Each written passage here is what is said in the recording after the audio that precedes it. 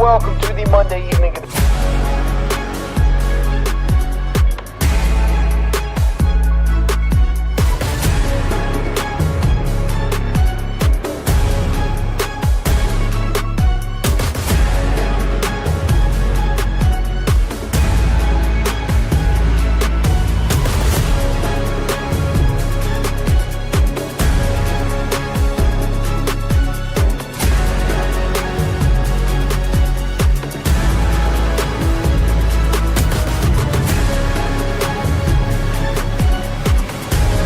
You love ball like I do. After Dark, it's a must listen. It's where I go to get my hoops fixed. This is Field of 68 After Dark.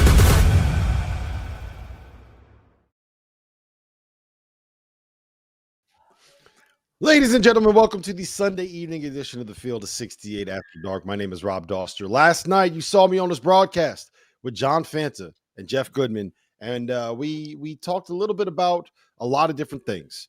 And part of the reason why I'm back on the show and I'm back with these two gentlemen is that we are going to dive into a lot of those things from Kansas and whether or not they're back with our resident Big 12 expert, CJ Moore. We're going to talk about how good the SEC is with my man T.O., who is from Tennessee, currently lives in South Carolina and knows Southern basketball as well as anybody else. And I got to get these guys on the record with their opinion of whether or not UConn is a certified lock to three-peat at this point now, because I'm pretty sure, T.O., that they are at this point a lock to three-peat. Before we dive into all of that, it's Sunday night.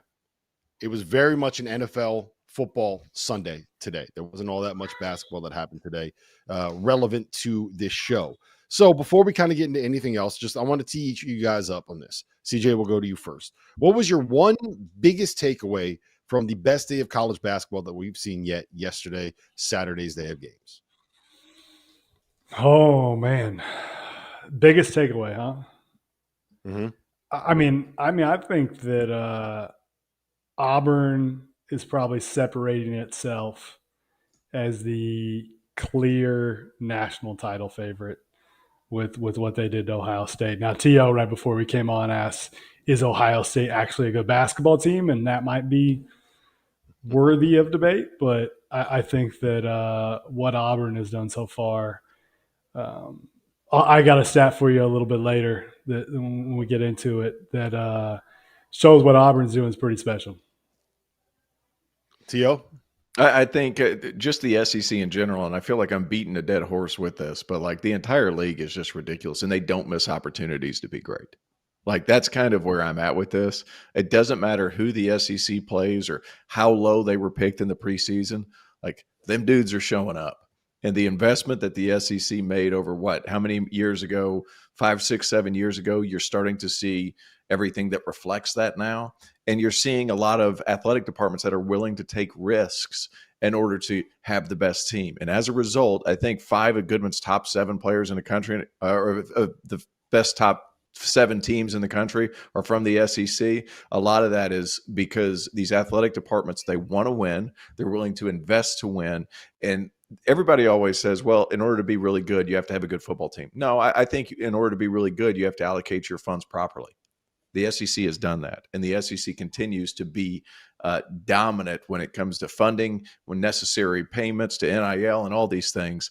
The SEC has taken off with this thing, and it's become somewhat of an amazing venture for the entire league simply because it's every single team. It's not just 1 or 2. Yeah. I had a coach. Go ahead, CJ. I had a coach call me this week and be like, you know why the SEC is better than all of us?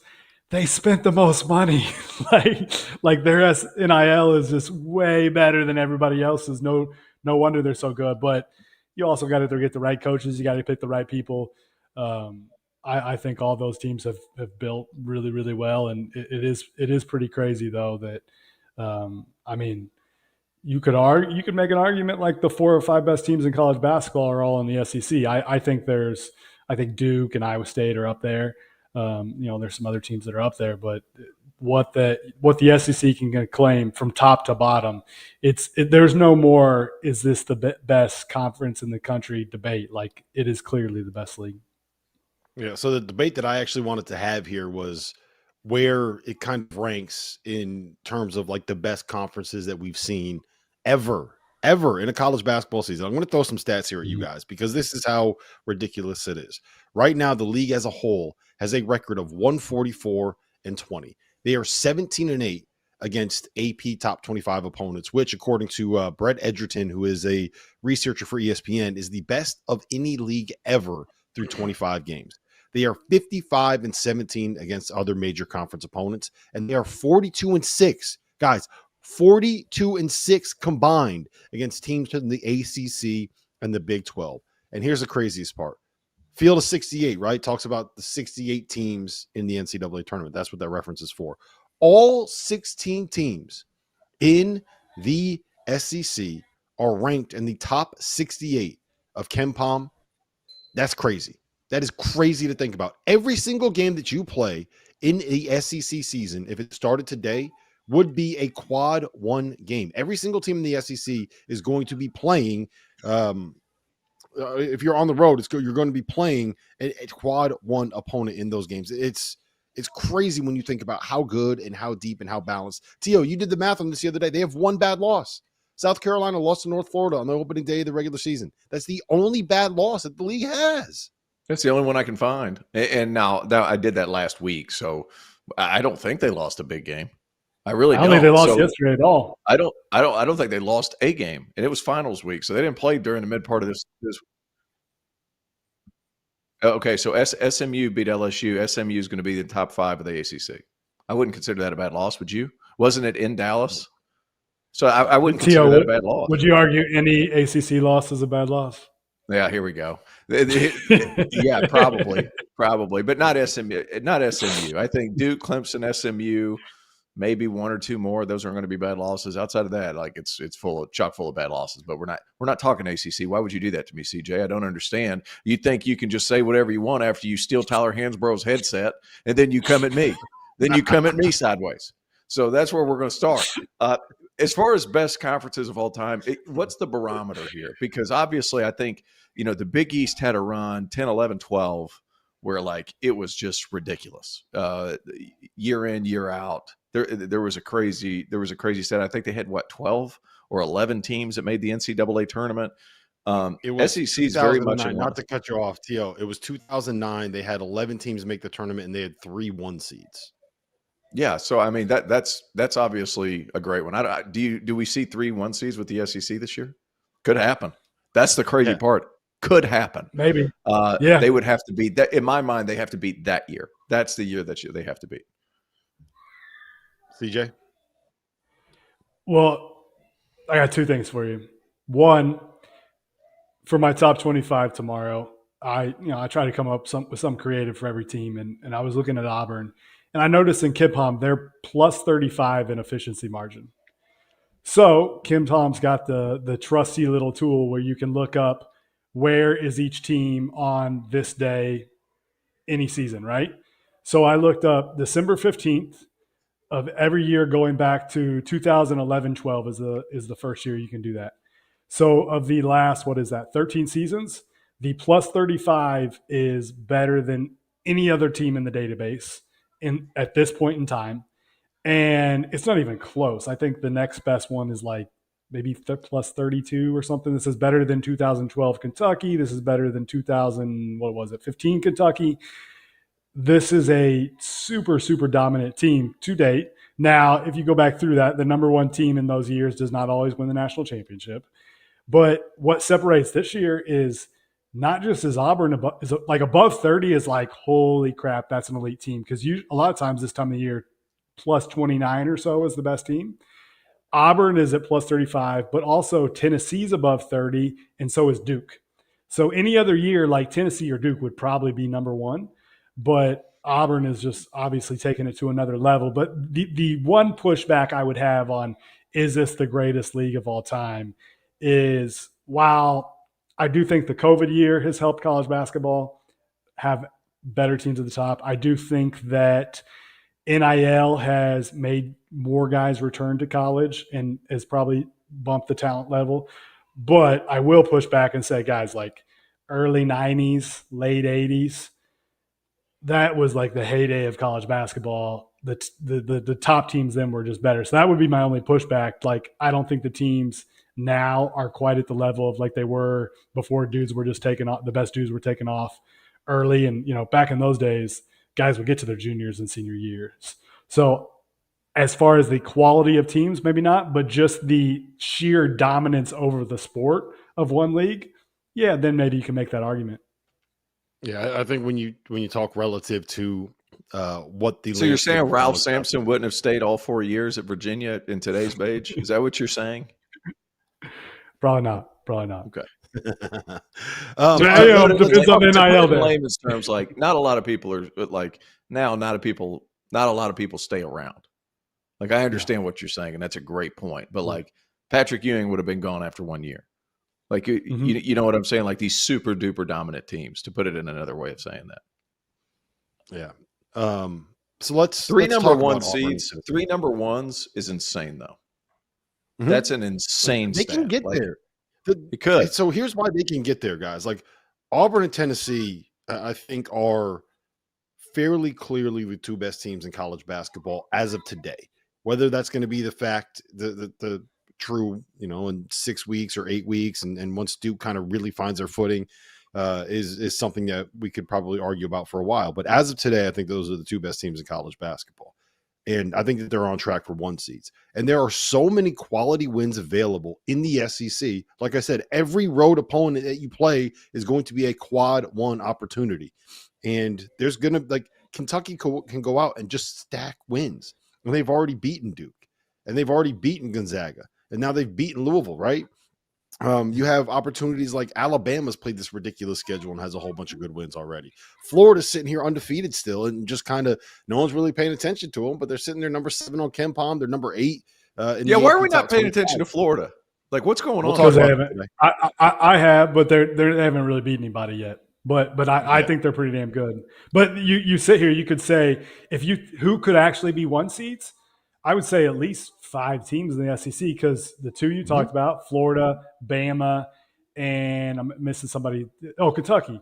Those 5 right here today could conceivably be 1 seeds. And you know what? Like even Texas A&M, their resume is pretty dang good as far as when you look at quality of wins. They've got at least 1 stinker on there with the Central Florida loss, but I mean, I don't think they're like 1 seed caliber, but they've got some sneaky good non-conference wins. They, who knows? They could even sneak up there. Yeah. All right. Let me ask you guys this: Auburn or Tennessee, and why? I'll go to you first, T.O., and then CJ, you play off him. You know what? Last week I picked Tennessee, and I'm still going there, and here's why: because you go and win at Illinois. Now, Illinois has a lot of younger players. I understand all that, but you still have to go up to Champaign and win and send Trevor Valise home crying to his mother. That's number 1. They did that. They win favors with me. Number 2, they're doing so with like a lot of injuries, and they just kind of keep whittling you down. It's somebody different every single time. And then, in a day where they needed Jordan Gainey to be really good, he stepped up. He's like the 3rd, maybe 4th option on the floor at a given time. They have so many different guys, and they defend at such a high level. I love Auburn, and I understand why they're ranked so high because they're actually absolutely beating the brakes off of teams right now. But if we're going in a head-to-head matchup, if it's in Knoxville, I'm going Tennessee. If it's in Auburn, damn it, it's a toss-up because I think both of them are really good. The question's got to be what on a neutral floor, who you picking? Tennessee. Mm-hmm. I would pick Tennessee. By the way, as I'm saying this, congratulations, Steve Pearl just had his first baby.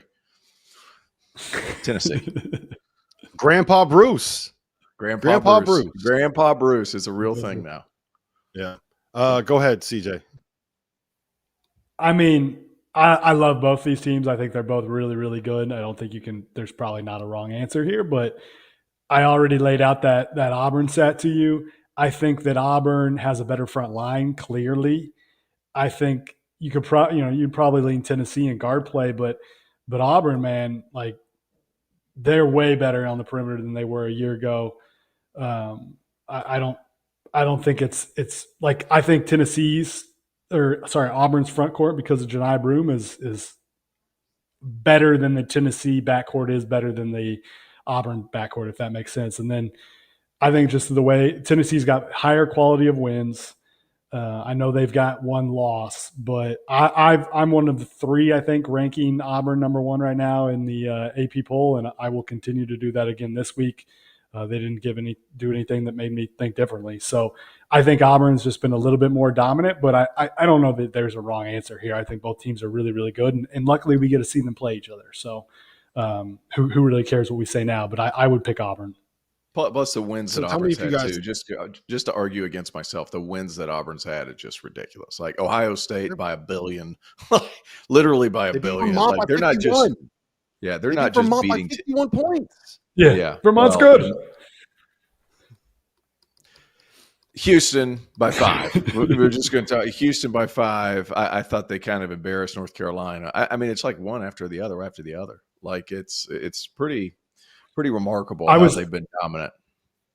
I was looking today for how many top 40 wins everybody has, because I can't remember which team I was. Oh, it's Connecticut. Connecticut has 3 top 40 wins now. So I was making the case of like, okay, Connecticut now has a pretty dang good resume. You know who has the most? Auburn. They got 5. Yeah. And I don't even think anybody else has 4. So quality of wins, resume, Auburn has it, and they're just beating the brakes off people. So here's my argument. I think that in a vacuum, Auburn is the best team in college basketball, right? I think that they should be the favorite at BetMGM to win the national title. I think they should be the best ranked team on all of the metrics, and I think that there's a lot of reasons for that, not the least of which is the fact that they're beating the brakes off some really good teams. I also think that Tennessee is probably the best team in college basketball in terms of how they're built to beat them, because they have the defenders in the backcourt to kind of take away Tahad Pettiford. Like Tahad Pettiford trying to score on Zakai Ziegler or Jemai Mashak seems like a advantageous matchup for Tennessee. I think they have the size and physicality that they won't get run over by Auburn, which is what Auburn will do to teams that don't have that same level of toughness and sheer strength. And I think I might pick Tennessee to beat Auburn on a neutral. So yeah, Auburn right now is plus 600 according to BetMGM to win the national title, which is like insane at this point in the season to find just 6-1 odds on any team. So I think that Auburn is the best team in the country, and I also think that Tennessee is the team that I would pick to beat them on a neutral. CJ, am I just talking out of both sides of my mouth here? I mean, maybe, but who cares? It's December 15th. Like, I think they're both 2 really, really good teams. Either of them could win the national championship. We play a one and done NCAA tournament. Like, you know, one of them, let's say one of those 2 teams wins the national championship. It really might be that the other was better. It's a crapshoot. So, but I do think they're both good enough to win the NCAA tournament.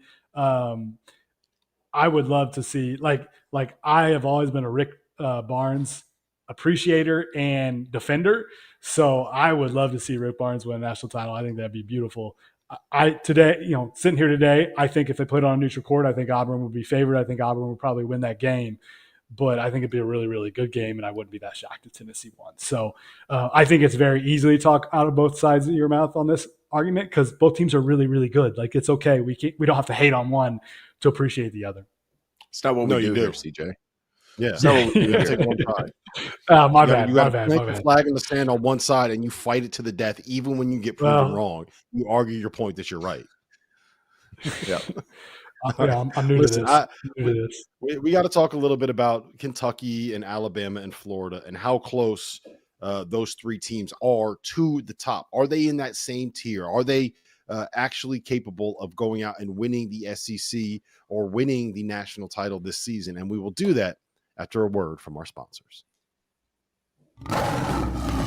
If you haven't heard by now, we have partnered with BetMGM for this season. We'll be using BetMGM lines to make all of our picks, and we'll have special offers for the listeners and the viewers. Download the BetMGM app and sign up using the bonus code FIELD. Deposit at least $10 and place your first wager on any game, and you'll receive up to $1,500 in bonus bets. Go download the BetMGM app and use the code FIELD today.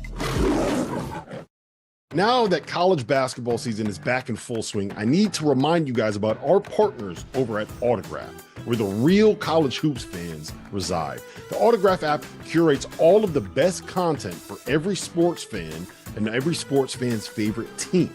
Podcasts, blogs, analysis. It's all there without the nonsense from the talking heads that don't actually watch the games.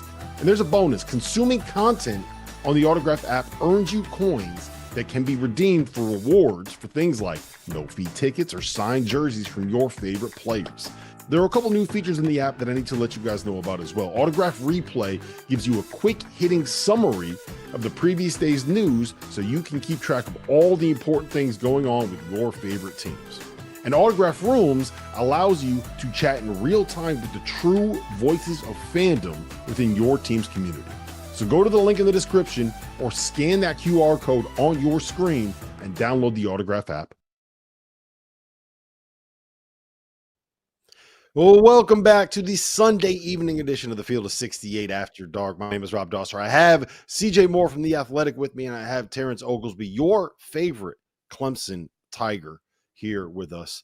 It was not a great weekend for the Clemson Tigers, T.O. We don't have to talk about that now. We could talk about that in a little bit. I do want to ask you guys this, though. So we know that Auburn and Tennessee are the two best teams in college basketball. I think that everyone can kind of agree on that, right? We can all kind of come together in this era where everybody has to fight about everything and say those are the best two teams in college basketball. Kentucky's number 5 in the country. Alabama's number 7 in the country. Florida's undefeated and number 8 in the country. Oklahoma, who is actually in the SEC now, is still sitting here undefeated, kind of sneaking along quietly. So I want to start this conversation with Kentucky, and we can kind of get into Alabama and Florida from there. But CJ, does Kentucky have the horses? And did they prove anything on Saturday that would make you believe that this group can actually go out there and compete with the likes of Auburn and Tennessee for an SEC championship? I mean, they won a home game against a team that's now like 6-4. I know you guys crowned them national champs in the preseason, but I don't know that win was anything to write home about. But I'll tell you what, I think sweatsuits and I got on the floor, CJ. Louisville does. Nah, they're hurt. I actually, they're you know up, what, baby. you know what, I love the point guard for the Cardinals. So he's doing a nice job. But yeah. I love Chucky Hupper. But and I think Louisville's going to be all right. I think they might be one of the better ACC teams, which is again not that impressive. If they were healthy, I would agree with you. I'm not agreeing with you. Yeah, I don't think they're good if they're not super healthy. Right now, they could maybe finish top 5. They could maybe finish. They're not shooting it worth a piss. No, there's 18 teams in the league. There's no way they're top 5. I think. I mean, they're not 18 good ones. But there's 8. They might be top 5. I don't think they're there. All right, forget about that. Yesterday, whatever. I'll tell you, the win that impressed me was beating Gonzaga without Butler. I think Lamont Butler might be their most important player. I was looking up today. They score 1.31 points per possession with him on the floor. And I think that my concern with Kentucky going into the season was, did they have a breakdown guard? They have somebody that could get into the paint when a possession breaks down. Now, they don't really have to get into the paint late clock because they shoot it pretty damn early. He's awesome in transition. He takes away the other team's point guard. He's their best defender. I think Lamont Butler is their most important player. So the fact that they beat Gonzaga without that dude, that win really impressed me. I don't know if they're quite on the tier of some of these top teams, but they're pretty dang good. Now, here's the thing. My one hesitation with Kentucky is I feel like to win a national championship, you usually need 3 NBA players. I think if you go back through the years, everybody's probably got 3 NBA players. Can we find 3 NBA players on Kentucky's roster? Not hating on what they've done. I think they're talented. I think they built this roster really, really well. I think they have 3 potential. I think they have 3 potential guys. I don't think they have 3 locked in guys. And when I say 3, I think Amari Williams has a shot because he's freaking huge. He's listed at 6'10", 262. Don't agree. He's bigger than that. Otega Oweh has a legit shot. A little bit of a funky jumper, listed at 6'4", taller than that, looks huge on the floor. I think he's got a shot. And Kobe Bray, anybody who shoots 50% from three has got a shot. Maybe. And they've got like 5 dudes that I would say got a shot. I even think Butler couldn't even sneak in because he's intangible type guy. I could see him playing for Real. I could see him playing for Real Madrid for 10 years. But usually you got like a real dude to win a national title. I'm not sure they have that, but with Amari, I feel like he controls their ceiling, and for them to be in that top tier, I feel like he's got to finish better around the rim.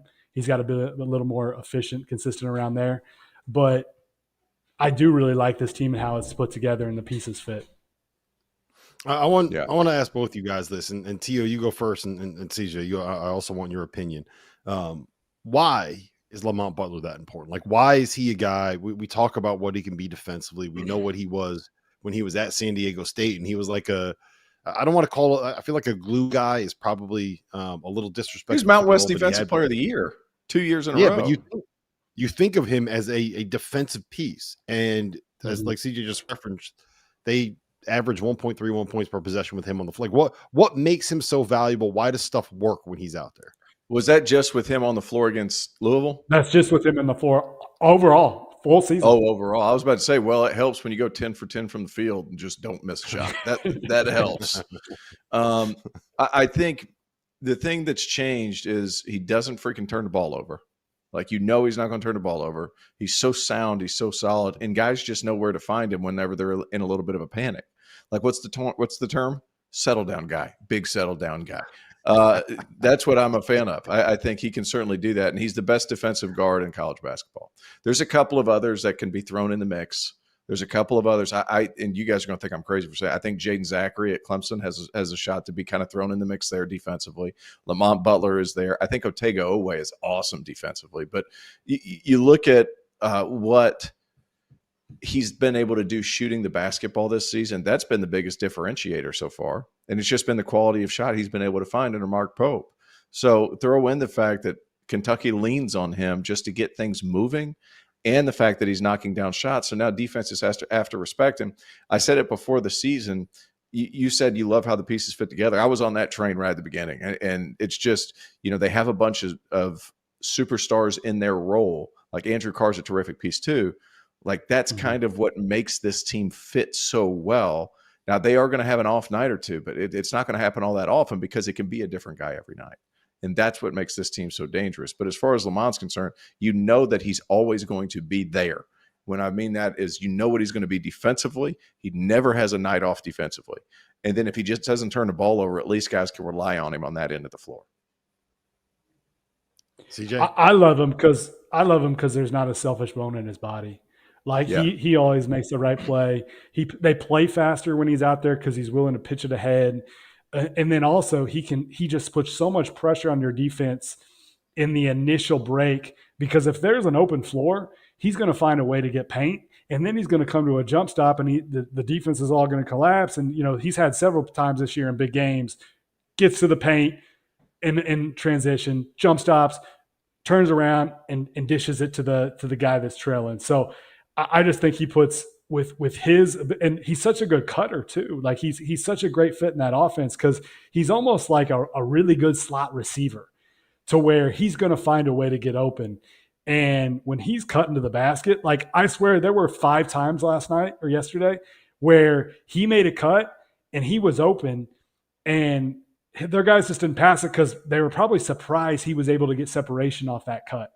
I just think he's really, really good in his role, and they're just a better team when he's out there. Because, like, let's be honest, like last week they play Gonzaga, and I know Kerr's hurt, and Kerr's great off the bench. Like, he's a great off the bench guy, but Gonzaga was just picking on Kerr all night. And credit to Mark Pope for figuring out a way to make it so they couldn't pick on him by going to that 1-3-1 turns into a man defense. I mean, that saved the game, but you don't have to like go gimmicky when Lamont's out there, because he's going to guard the best perimeter player, going to guard the other point guard, and he can shut him down. But offensively, I don't remember him being this good at San Diego State. Like, I think he's taken a step there. And the fact that he doesn't have to dominate the ball, he's going to make all the right plays. He's super unselfish. I just think he's their most important player, and it's hard to pick a most important player on this team because, like we said, it can be a different guy every night. But to me, he's the one that kind of keeps it all together. You know why I think Kentucky can win the national championship is because some of the guys we've been mentioning, I think they can. Some of the guys we've been mentioning are arguably the best defensive players at their position in college basketball. Like you can make a legit case. Would you say Amari too? I would say Amari is a legitimate case to be the best defensive five-man in college basketball. Legitimate case. Otega Oweh, one of the best wing defenders in college basketball. A legitimate case. Lamont Butler, same case. Again, lead guard defender. Like that's why I feel like Kentucky has a chance to string together 6 in a row. But just because we know the type of defense that they're going to be able to play, and when their games fit together so well on the other end, like you don't necessarily have to score 90 points to beat somebody on a given night. You can score 65 and win by 10. That's how good this defense can be if they're locked in on a certain night. And you know that Pope's going to be able to scout them. You've seen JoJo Tugler play? The 5-man defensively? That dude's different. Okay. I mean, we could argue. I'm still on. I still think like when Amari Williams transferred, I had a head coach at CAA tell me, he's like, that dude's a cheat code. And there's not many like him, not just in this league, but in the entire country. He ends up transferring. He ends up transferring. Like I said, I think he is the one that if he is playing at a high level, he can take them to another tier. Agreed. Mm-hmm.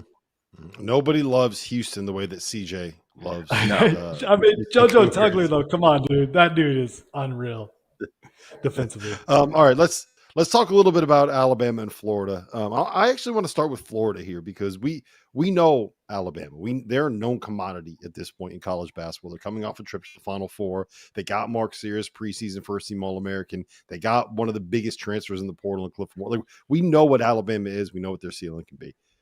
At what does Florida have to do for nationally for us to be able to have them in that same kind of conversation? Because I think if you look at what they've done this year, T.O., they won at Florida State, but whatever.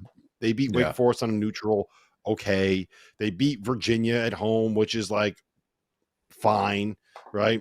Arizona State on a neutral, that's probably their best win, and it's Arizona State on a neutral. If Arizona State makes the NIT, it was probably a good season for Bobby Hurley this year. Is it beating North Carolina on Tuesday? Like, will that be enough to convince you? Because I'm not that impressed with North Carolina at this point. Like, how long do we have to wait? Is it Kentucky at Rupp when they play them January 4th? Is it Tennessee at home January? Like, what does Florida have to do to be able to make you say, when we have this Kentucky, Tennessee, Auburn conversation, maybe Alabama, to put Florida in that mix? You want me to go first? Is that what you said? I got it. Go ahead. You know CJ. what they are? They're Tennessee before they won at Illinois, right? Like Tennessee really. What was Tennessee's best win before that? Louisville. Mm-hmm.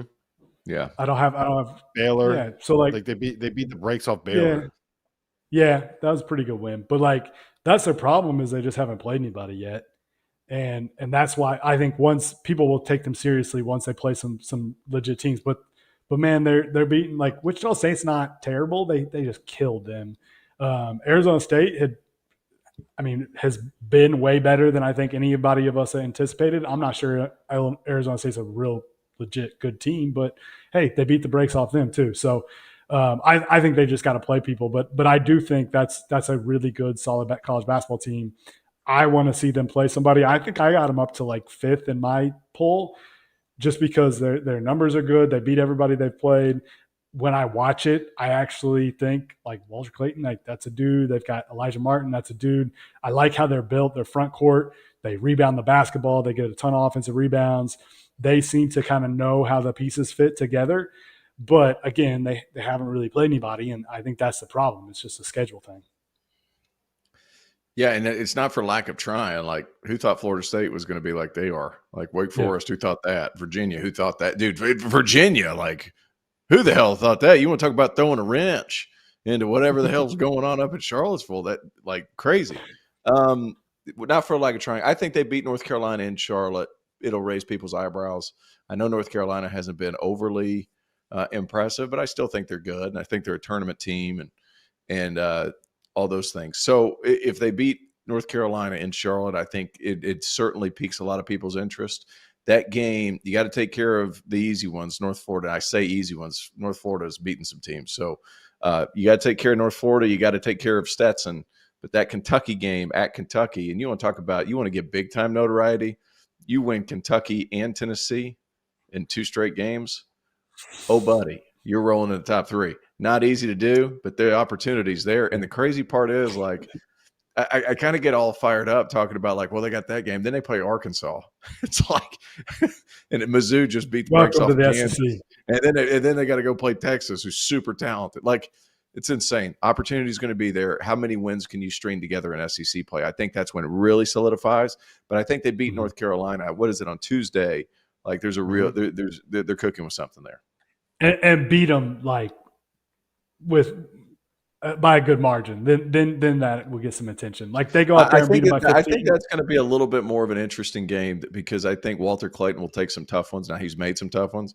But, like, that guard matchup against North Carolina is going to be interesting. I think they rebound the ball so well that they'll really climb on top of North Carolina. But they still, should crush like, them on the glass. They should. Yeah, and the other part of it too with Florida is I don't know if people realize how big their guards are. Like, Elijah Martin's 6'3", but he's got the shoulders of a guy that should be playing linebacker in the SEC instead of playing 2-guard in the SEC. Will Richard's like, what, 6'5"? The NBA kind of, two-way kind of an athlete. Well, even Walter Clayton's like 6'2", 200 pounds.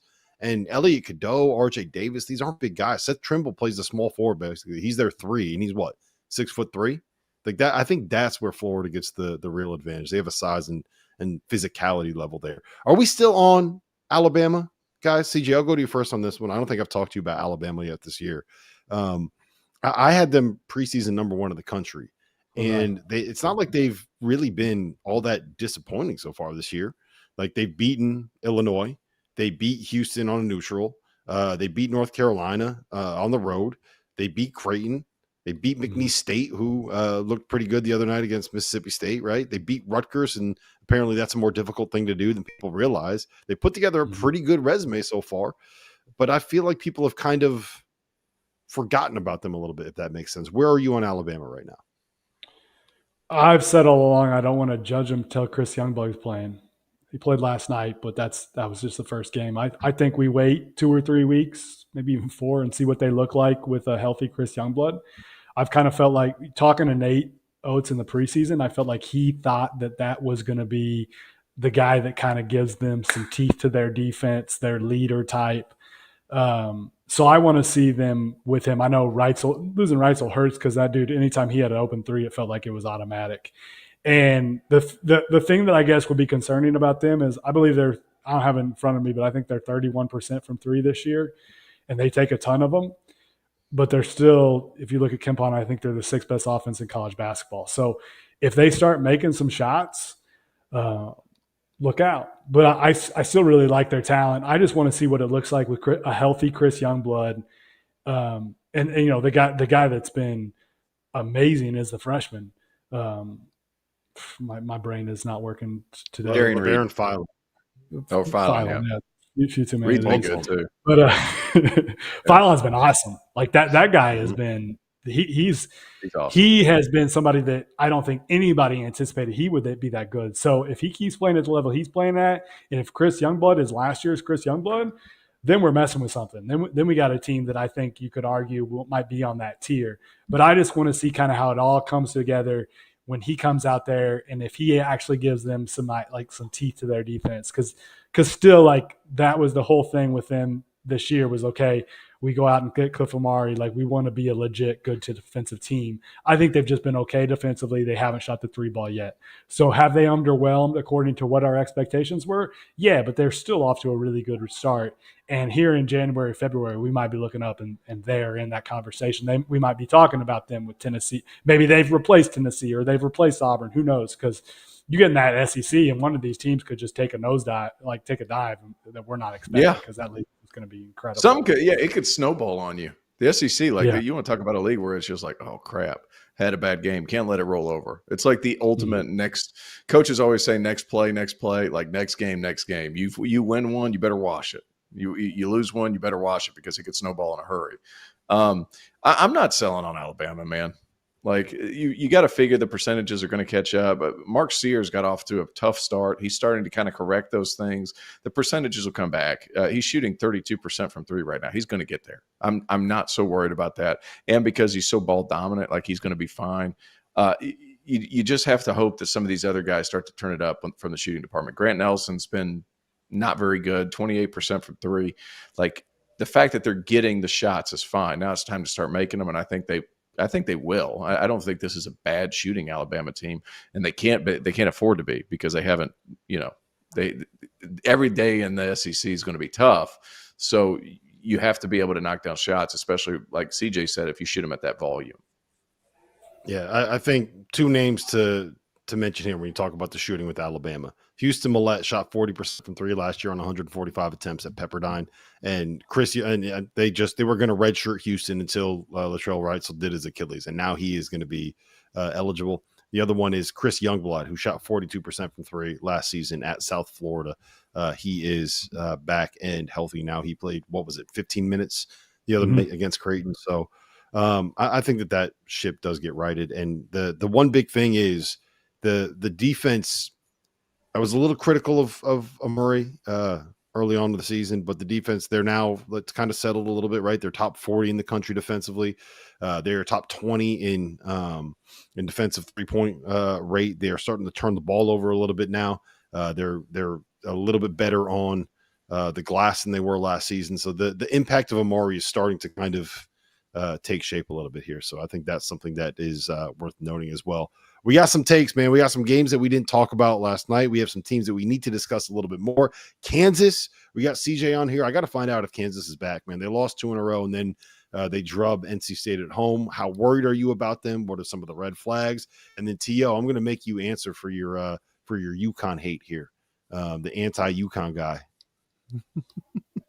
You're muted. Perfect time for him to be muted. He can't even defend himself. We're going to do all that when we come back. I'm leaving it.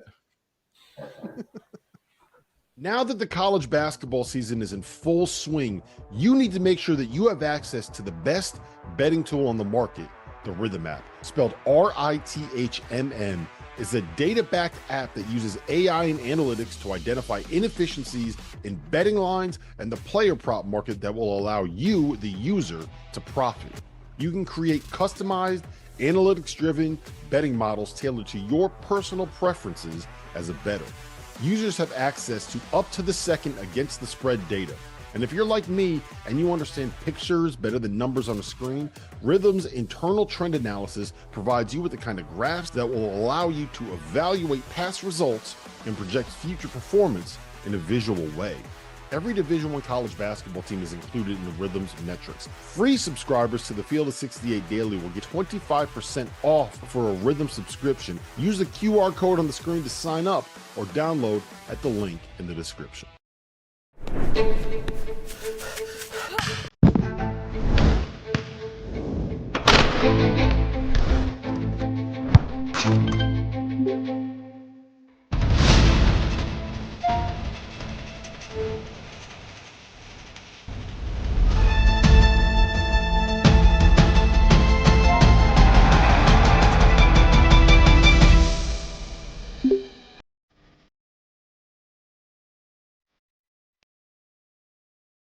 Welcome back. The Sunday evening edition, Field of 68 After Dark. CJ Moore, Terrence Oglesby. My name is Rob Dauster. We got about 17 more minutes with you guys, and there's a couple things that I do want to hit on here. I want to start with Kansas, because I think Kansas is a really interesting conversation to have in terms of a little bit of roster construction, a little bit of making sure the pieces fit, and a little bit of how much are we buying into early results versus what we are seeing and how this thing is kind of playing out. CJ, you know this program better than just about anybody in media. Last week they lost at Creighton. It was a little bit of a beatdown, right? They lost by 13. Then they go out and they get themselves down by 24 points at Missouri before fighting all the way back. They actually had a chance to win that game. I think they cut it to 2 at one point late in the second half before losing that one. And you turn around and you beat NC State at home by 15. My contention has been it's a weird roster fit. right? You got two guys that can't really shoot. Hunter Dickinson is doesn't really have the space that he needs to operate. They want to run offense through him, but that kind of takes away the advantage that you have of him stealing and posting. And AJ Storr is probably not the right guy. I don't know. I'm gonna let you go ISO here, CJ. You can go 1-4 low and just cook. What is wrong with Kansas, and can this thing kind of get turned around back to the point where we're talking about them as the best team in college basketball like we were back in the offseason?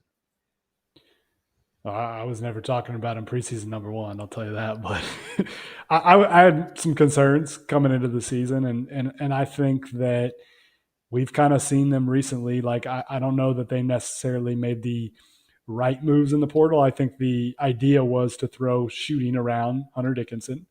And Zeke may, like, it kind of goes back to the Kentucky conversation we had earlier. Like, who are the NBA players on this team? And I don't know that they have one. There may be a couple of guys that develop into that maybe someday, but I don't know that they have one.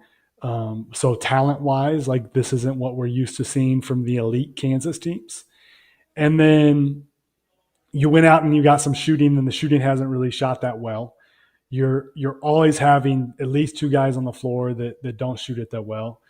To me, this team looks really, really good when two guys play well. Like, when Hunter's out there, he's been pretty consistent for the most part. We know what KJ Adams is. I think when DeJuan's playing with confidence, and, like, there's a little more pop to him in some games than there is to others. When DeJuan has confidence and is playing well and can at least make some shots, and if you're going to dare him to shoot and he can knock down 2 or 3 threes and he doesn't have to take 20 shots to get there like he did against Creighton when they didn't guard him at all, that's good for Kansas.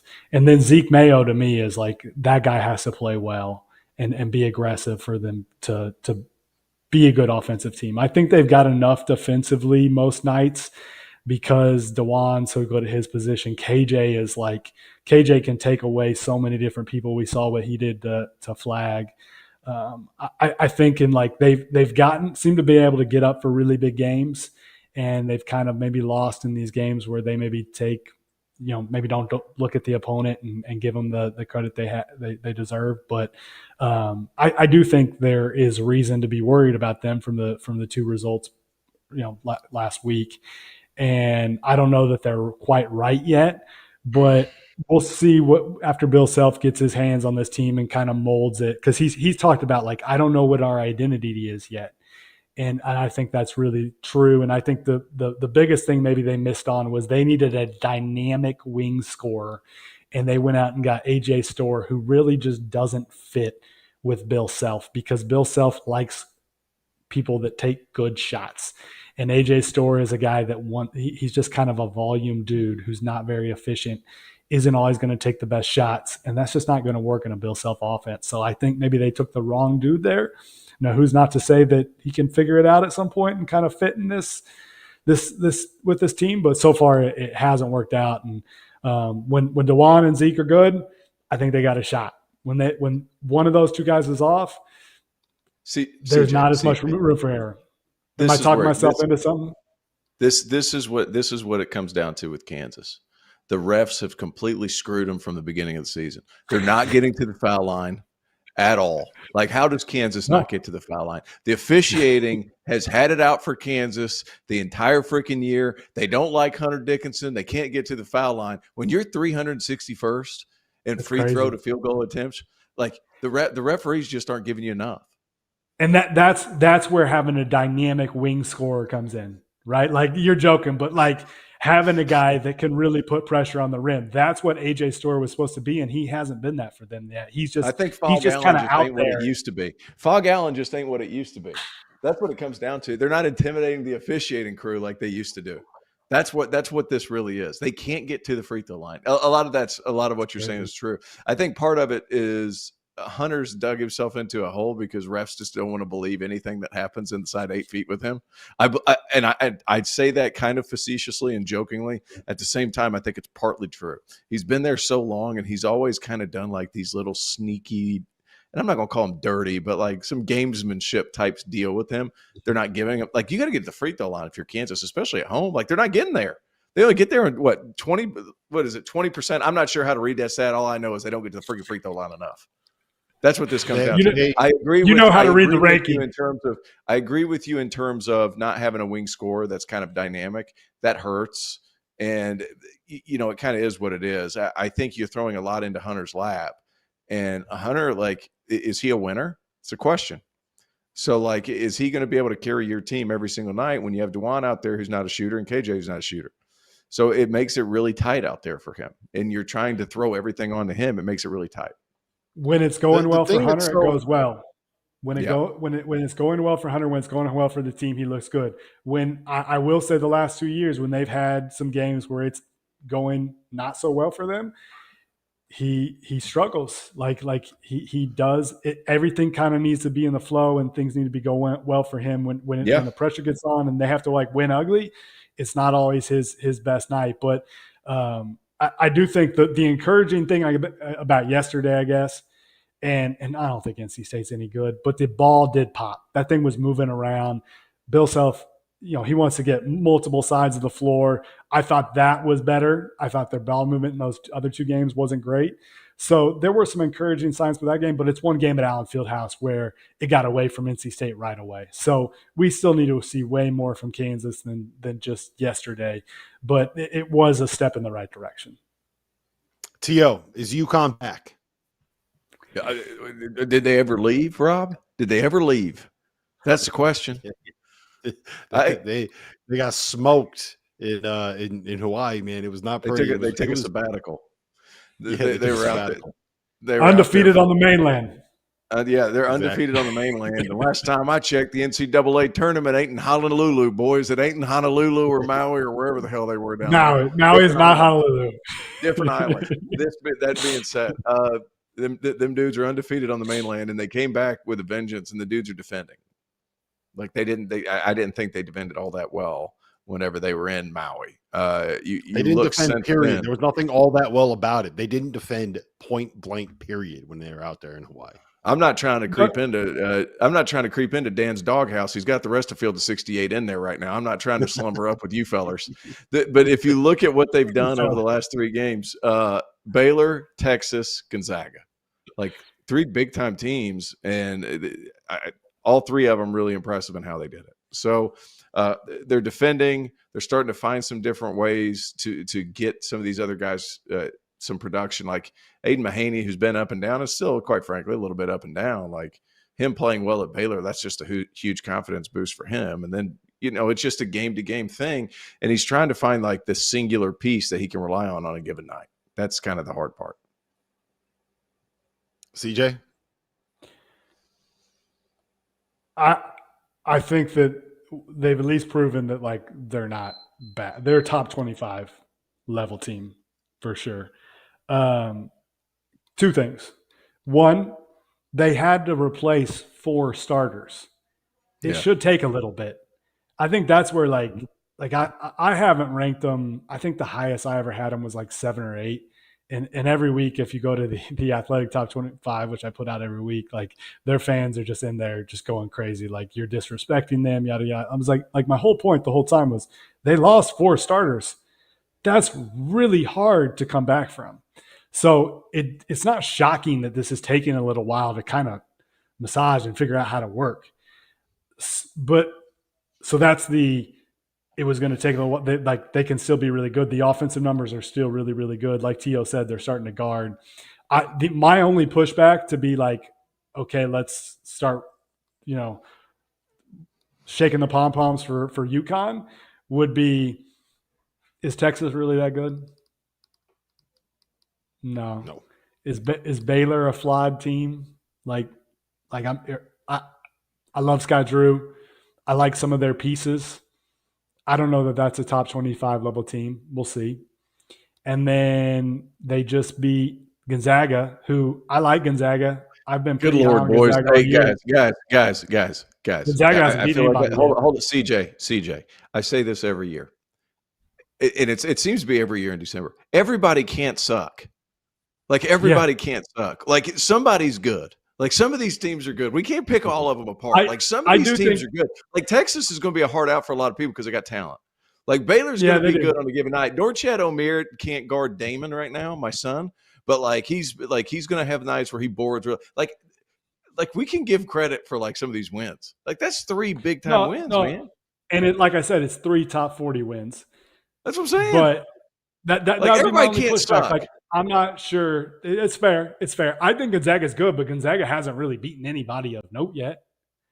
Like that, if we're talking I know we're going to talk disappointing teams later. Like I still think Gonzaga is really good, but in a way, like who have they beat yet? Who's their best win? Probably The Baylor team that you think sucks. Yeah. And they won smoked at them. San Diego State. They won at That's a San good Diego one. State. They beat Indiana. Like I Come on, Indiana, come on. I hear what you're. You not think Indiana's a tournament team, CJ? You don't think No. Indiana's a tournament team? I mean, they might get there. Who knows? They got talent. They don't guard anybody. Omier could, if you're talking crap on Omier's defense, he could play right with those dudes. Listen, He fit right in. Everybody doesn't suck, but Indiana might suck. Is that fair? No. They're Not flying. me. T.O., real quick, I made this point the other day. I think that a lot of what's happened with UConn is that they've started to gain a level of confidence in what their roles are. And what I mean by that is every single person on their roster is in a different situation than they were last year, whether it was transferring in, whether it's taking over a larger role like solo ball, whether it's moving into the starting lineup like Hassan Diarra and Samson Johnson. And at the start of the season, none of them had any confidence. Like you could see that they were just trying to figure it out. Even in the bye games, they would play like shit and then they would win because they just had a talent advantage. And I think what happened in Maui is that they got down on themselves and you just saw it collapse against Dayton. You come home, you find a way to be able to get some practices where you figure out what you're supposed to be able to do. You get a win under your belt. The confidence is up. They start believing in themselves. They start realizing, like, oh shit, you know what? Maybe we actually are pretty good. And I think that's what you're starting to see is these guys understand and know what they're supposed to be doing. And more importantly, actually believe that they can do it. Can I ask you if Terrence Reed's ever going to start? No, I don't think. Well, he will now because Samson Johnson has a concussion, so he will now. Okay. Well, I don't want to say I don't know that he has a concussion. They haven't made that official, but he was Dr. Rob pretty clear. Dr. Rob. Yeah, well, he was more or less out. He was pretty clearly like knocked out on the court. His frontal lobe was all messed up, jacked to pieces, and he fell and his forehead whipped on the ground, and then he laid on the ground and he didn't move. So they haven't said anything officially, but it looked like he was knocked out on the court. I didn't see this happen. So before people are like, "Oh, T.O.'s making fun of injuries," I didn't see it happen. So. He probably has a concussion, right? Like more likely than not that he does. And then so I don't know if he's going to play this week. That's a long-winded way of saying we're probably going to see Terrence Reed starting at some point. I've kind of come around to the idea that Samson might actually be a better starter if he can not foul, which is not a guarantee. But I'm sorry. Go ahead. Finish your point, T.O. I'm sorry. No, I like everything that you just said. You still have to figure each other out. And it goes back to what CJ says as well. Like you replace a bunch of starters, you got to figure out how to play together. And whenever you're trying to mold a bunch of different pieces from a bunch of different places and they're playing different spots on the floor or different roles, for example, like it takes time. And, sometimes it's okay to get your butt kicked a little bit. And you know what, 2 years ago, whenever UConn won their first national championship, they had a 3-game rut. Like these things happen. And sometimes the best thing that can happen is early season, you get your tail kicked in, then you kind of figure out, hey man, this is what we stink at. And through their early non-conference slate before Maui, we were all kind of like, we have nothing to say about UConn yet because we don't know what they are because they've played nobody. They go down to Maui, played a couple people, they come back, they work on what they're bad at, and all of a sudden they've reeled off 4 in a row, and 3 of those 4 are big-time games. In my opinion, still, that everybody doesn't stink. Some of those teams are good. So, like, that's kind of where I'm at. Like, you have to find out what you're bad at, too. You can't just know what you're good at. You got to find out what you're bad at so you can kind of disguise some of those things. All right, we're going to end it with this, guys. Most disappointing team in the country. Is it Arizona, CJ? Is it North Carolina? Is there somebody else that you would put in that mix? Because I'm firmly on the bandwagon that it's Arizona. Yeah. I think it's probably Arizona. I mean, I think most people had them top 12, 11, 10, somewhere in that range preseason. We just expect that Tommy Lloyd's going to have awesome teams because that's really all he's had so far. And I think that there's still time for them to figure it out. They play in a Big 12 that there's plenty of room for quality wins. I think their biggest issue is they just don't have enough shooting. I think that they need to get obviously more inside scoring. I think losing Ballo maybe was more troublesome than we thought. And then they just don't have enough guys that can stretch it and make shots. And it's probably put – I think Caleb Love entered this season in this weird spot of like Tommy really didn't want him to shoot as much, and he wanted him to figure out a way to take less shots and be efficient. And he's in this like weird space of like, do I try to take over games? Do I just try to kind of blend in?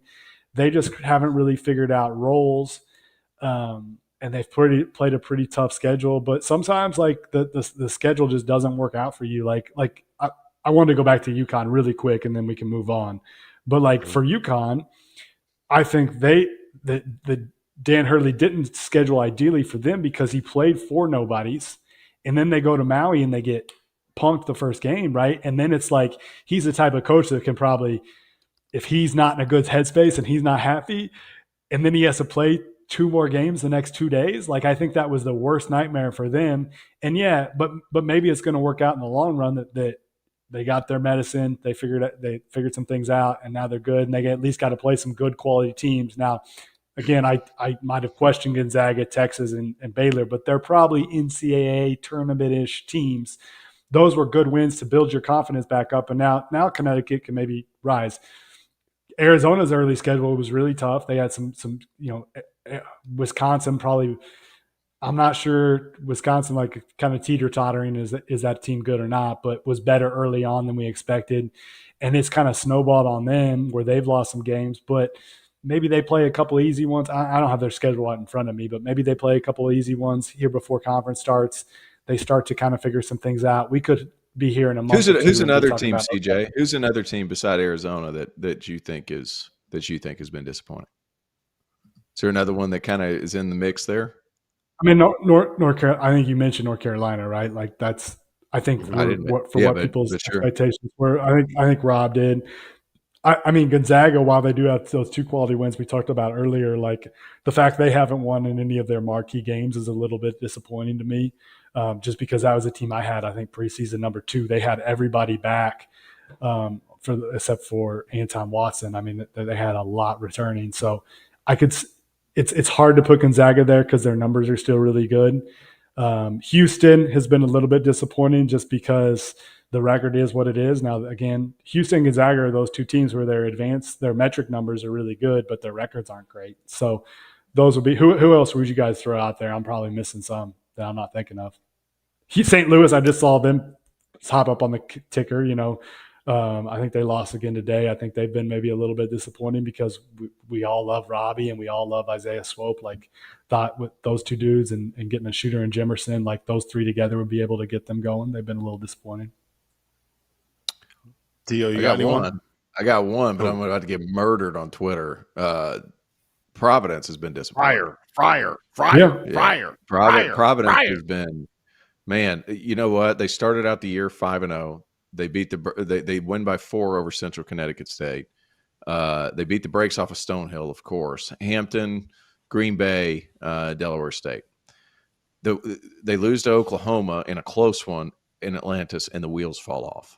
Like completely fell off. Lose to Davidson, double figures. Almost get 20-piece by Indiana. They come back. They have an impressive performance against BYU. Then they lose to Rhode Island. And then they come back and they go and they win at DePaul. And then they lose to St. Bonaventure. Who's Bonaventure's fine, but like that's on a neutral floor. It might as well like you look up and down at the guys that they brought in. Bensley Joseph was a good player at Miami. He's been fine. He hasn't really led to winning, but he's been fine. Cardette, same thing. Transfer from Chicago State, a lot of upside. A lot of people liked him coming in. Just been okay. Jaden Pierre was a point guard that a lot of people, Kim, it was famous that like Kim beat him one-on-one in order to get him to stay. Well, he's been fine. Corey Floyd, UConn transfer. Kim beat him one-on-one, right? Yeah, well, Jabri Abdur-Rahim, like they have talent, but it's like for some reason it just hasn't clicked this year. And now Bryce Hopkins being in and out of the lineup, fine, but he's played in 3 games, and I don't know what the record, which 3 games it was, but it's like, dude, like at some point, like when's Providence going to be Providence? And this year they just haven't been that. Indiana's got to be in that conversation too. Indiana's got to be in there. Providence, Arizona. North Carolina a little bit, but how disappointing are we really talking? Because we all knew that they were going to be so undersized. The front court. Yeah, the front. Like we all kind of knew there were going to be problems there. I'm very surprised that Providence hasn't been better.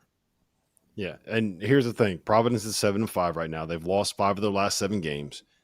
Here's their next 3: St. John's, Marquette, at UConn. Those are all very real chance that they're 7 and 8. We're talking the about tall boys aren't as fun if you're not winning. The tall boys aren't as fun if you're not winning. It's like we're talking about a Big East. Hold on. The difference between the tall boys at the dunk or whatever the amp it is now is like the difference between singing Cheeseburger or what is it, Wasting Away in Margaritaville. And like if Margaritaville's the beach, that sounds great. If Margaritaville's the restaurant you're wasting away, it's a little bit depressing. That's the difference between like what it is at the amp when they're winning versus when they're losing. It's like, what time are we singing Margaritaville? So like it is tough, man. Like I'm surprised. Like Cardette was a former top 50 player. Jabri Abdur-Rahim was like a top 20 kid. Like the talent's there. What's the kid's name? I have a hard time pronouncing his name. Oswin, but like he's yes. Yeah, Oswin, like he was a reclass kid that reclassed up, super talented. They've lost 5 out of their last 7, and their next 3 are going to be hell to pay, man. Like they better bring their lunch pail, and it could slip away in a hurry, almost as quick as it slipped away in Atlantis. And there's part of me that wanted to go down to Battle for Atlantis because I freaking love that tournament. There's another part of me that was kind of happy I didn't because Providence went 0-3 in Atlantis, and I can't imagine the mood down there after those 3 games. Can't imagine. Yep. All right. Let's get to toast. We're not doing just toast of the night. It's toasts of the weekend. Toast me someone from this weekend, T.O. And then you go, CJ, and then we'll get out of here. Oh, man. You know what? The guys at Dayton, I thought, played a hell of a game. That's a tough place to play. Anthony Grant's one of the all-time good guys. Get a big win at home over Marquette. Marquette, I didn't think Marquette played all that bad. I just thought that, it kind of got on top of them. And that it is such a hard place to play in Dayton, Ohio. For those of you who haven't gone to a game there, that's a bucket list place to go to. It is elite. And it's so much fun. They've got some players there. So that's where my toast goes. My toast goes to Dayton. Heck of a win heading into conference play. There you go. CJ, toast of the weekend. I got my espresso martini here that we'll toast with at my Friendsgiving celebration. I am going to toast Rick Barnes and Jordan Gainey for the last second play that they ran that apparently Rick Barnes got years ago from Morgan Wooten. That was pretty cool. Did you guys see that post-game presser from him? Yeah. Yeah, that was neat. He apparently stole that play from Morgan Wooten. Thought it was a great thing to run. Got to practice special situations in the preseason, right?